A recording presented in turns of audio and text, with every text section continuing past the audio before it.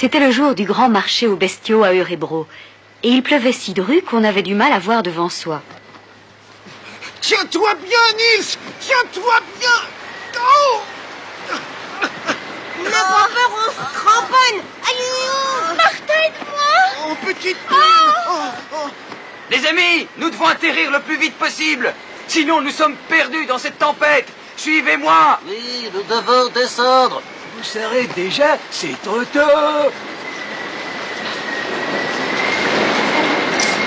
On atterrit. Là en bas, nous attendrons la fin de l'orage.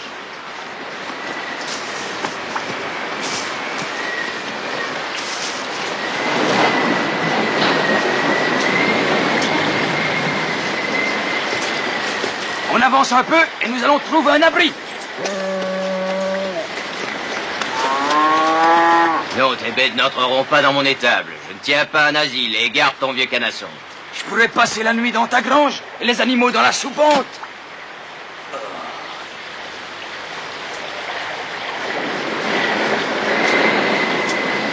Je n'y peux rien. Cette nuit, vous allez rester dehors.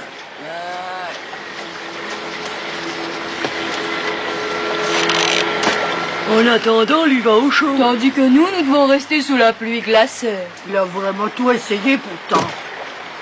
Je vais aller chercher un cas. Qui est cet Aka? C'est une oie sauvage, c'est une vieille amie à moi. Elle nous a survolés tout à l'heure. Elle ne doit pas être loin. J'ai appris qu'elle avait un lutin avec elle. Et il n'y a qu'un lutin qui puisse nous sortir d'affaire.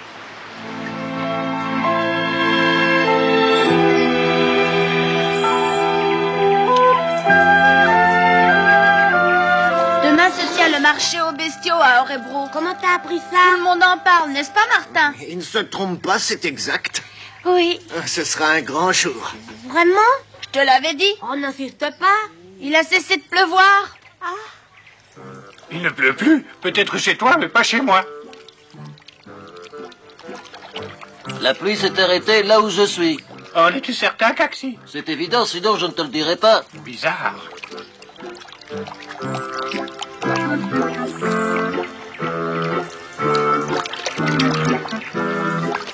Ah oui, ça c'est bizarre. Il a l'air d'un chien mouillé maintenant. Ça oui, il a l'air bizarre. Oh là. Qui c'est celui-là?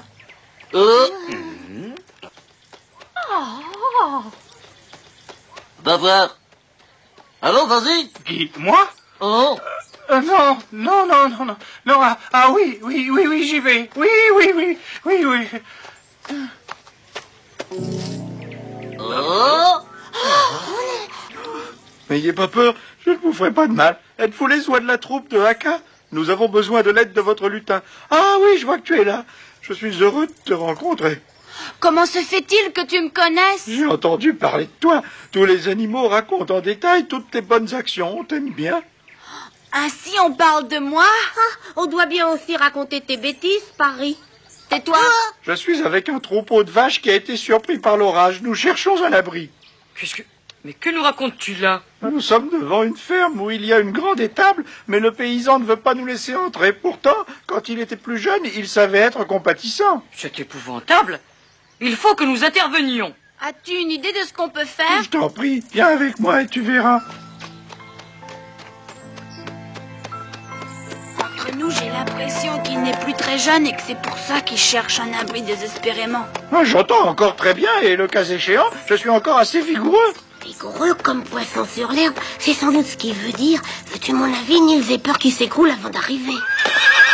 Je vous prouve le contraire.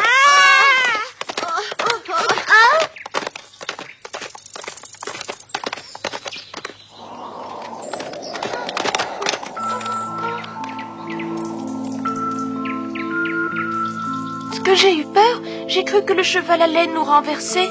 Il était sûrement pressé d'arriver dans une écurie bien chaude. Nous allons nous aussi bientôt pouvoir nous réchauffer chez notre ancien voisin.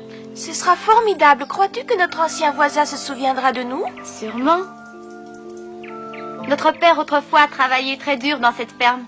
On nous y donnera de quoi manger et de quoi dormir. Je suis si fatiguée, j'ai tellement faim.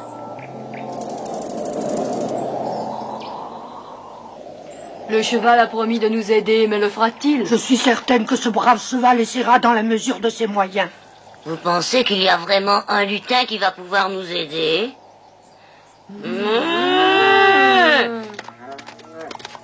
Tiens, le voilà qui vient. On dirait qu'il est tout seul.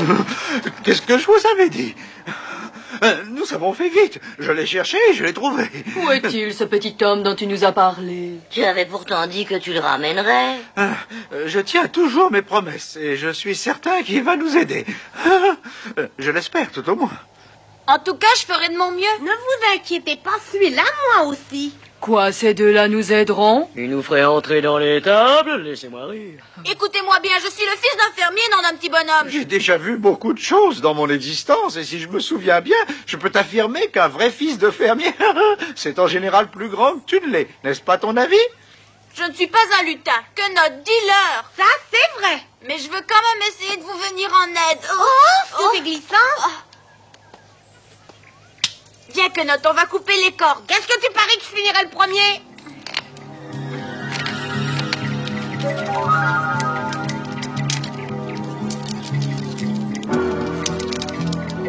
On va avoir fini.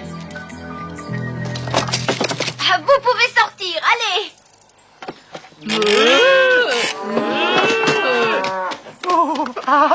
Premier résultat. Grimpe, Nils. Cherchons le toit qui nous abritera. Par où commencer? Faites-moi confiance, je connais les abords de la maison. Quand j'étais un poulain, je vivais ici et je jouais avec le fils du fermier. Hélas, plus tard, son père me vendit au marché. Bien que j'ai déjà entendu cette histoire plus de 100 fois, elle m'émeut toujours davantage. Il y a longtemps, mais je n'ai rien oublié. Si le petit lutin nous ouvre la porte de l'étable, nous aurons du bon foin et une place chaude pour passer la nuit. Ben, je dois dire que ça ne me déplairait pas du tout. Alors, qu'attendons-nous? Tentons notre chance. Allons-y.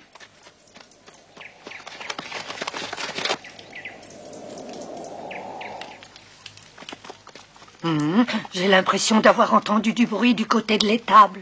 Ah ben, c'est peut-être un coup de vent sur un volet. Quand on devient vieux, on n'a plus les oreilles aussi fines, on confond tous les bruits. Oh, nous y sommes. Crois-tu, Nils, que tu vas pouvoir ouvrir la porte? Ça ne coûte rien d'essayer.